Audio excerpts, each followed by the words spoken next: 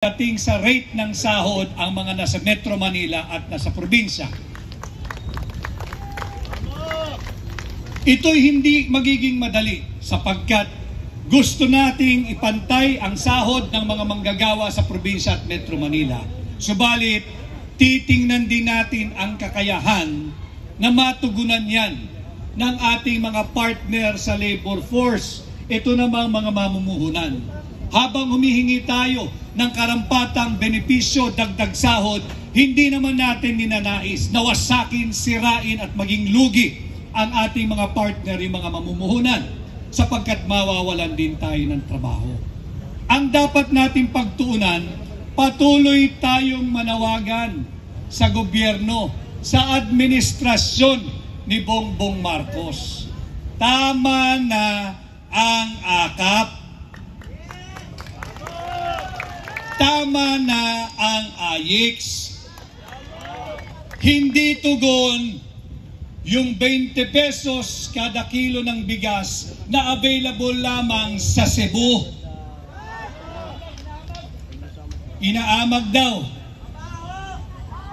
Ang kinakailangan ng Pilipino, hindi akap, hindi AIX, hindi yung pakitang tao na ibinababa ang presyo ng kilo ng bigas sa 20 pesos dahil lamang panahon ng halalan.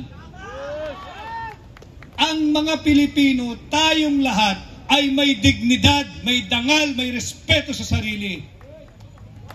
At hindi tayo for sale. Ang kailangan nating mga Pilipino, ang kailangan ninyong mga manggagawa, proteksyon sa pamahalaan. Ang kinakailangan ng mga Pilipino, hindi manlimos, kung hindi trabaho, oportunidad, negosyo, hanap buhay, proteksyon laban sa kriminalidad, at paglaban ng pamahalaan sa pagbabalik na naman ng droga. Ito ang kailangan natin, hindi limos. Hindi tayo nanlilimos sa pamahalaan. Magagaling ang Pilipino. Ang patunay, halos 10 milyong Pilipino ang nagtatrabaho sa labas ng ating bansa. In demand ang ating labor force. Halos 1 milyong Pilipino taon-taon ay nangingibang bayan at nakakapaghanap ng trabaho. Ganon kagagaling ang Pilipino. Kaya hindi natin kinakailangan ang limos sa pamamagitan ng AKAP at AIX. Ang kailangan natin ay gawing mabuti ang kondisyon ng ating employment at proteksyon ng mga manggagawa. Yan ang kailangan natin. At sana, alam ho ninyo, papalapit na yung halalan. Tayo, nung simula ay kumandidato bilang independent, kasama ko kayo at ang hakbang ng maisog. At habang papalapit ang pagbubukas ng kampanya, tayo po ay naging guest candidate, adopted candidate ng PDP. At ngayon po, ang pakikiusap ko sa inyo, sana ay suportahan po ninyo ang Duterte. Sa May 12, vote straight Duterte! Duterte! Duterte! Meron pa naman hong 2 bakante. Nasa kamay nyo na at pag-iisip kung sinong idadagdag ninyo. Nandyan naman si Senador Gary Olivar. Tulungan din natin. Galing sa uri ng manggagawa. Basta't wag po ninyong kalilimutan ang Duterte. At nandito po yan sa aking suot-suot na t-shirt. Patuloy po tayong binubudol ng administrasyong kasalukuyan. Naghahandog ng 20 pesos kada kilo ng bigas sa Cebu.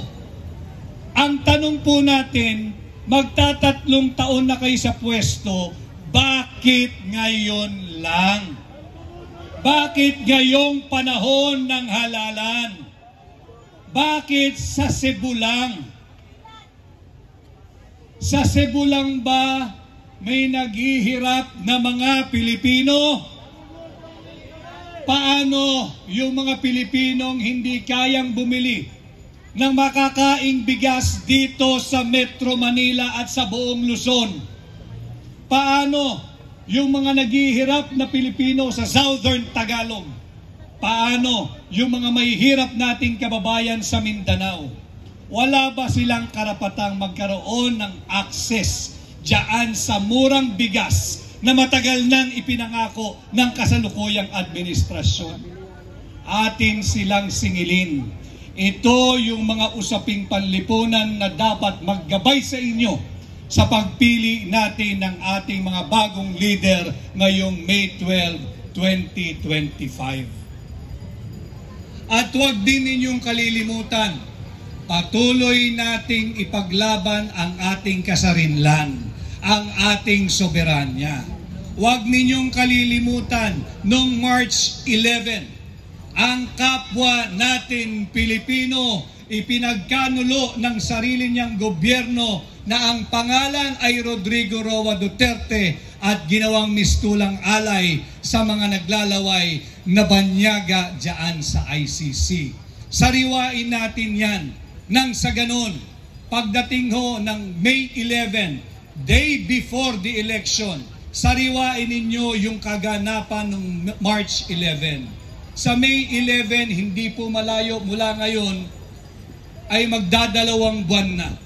Mula nung pinagkait nila sa kapwa natin Pilipino, minsan naging mabuting Pangulo si Pangulong Rodrigo Roa Duterte kung paano linapastangan ang kanyang karapatan bilang Pilipino. Huwag nating pahintulutan ang patuloy na mga panghihimasok ng mga interes ng banyaga o dayuhan sa pamamalakad sa ating bansa. Nanganganib ang ating demokrasya. Ngayon, araw ninyong manggagawa, kinakailangan ipaalala ko sa inyo, pagkatapos nilang sinalbahe ang pagkatao ni Pangulong Rodrigo Roa Duterte, nanganganib patuloy ang ating demokrasya. Sa paanong pamamaraan? Pilit na nakawin ng iilang elitistang kongresista ang posisyon ng pangalawang Pangulo mula sa inyo, 32 milyong Pilipino na siyang nagpahiram. Tunay na nagpahiram ng inyong sagradong mandato at boto kay Vice President Inday Sara Duterte. Ating labanan itong huwad na impeachment complaint at magagawa lamang natin yan kung tutulungan po ninyo ang katulad kong aplikante, bilang manggagawa ninyo, bilang boses, tinig, tenga at mata ninyo sa Senado kasama ang Duterte. Punuin po natin ang Senado ng mga Duterte.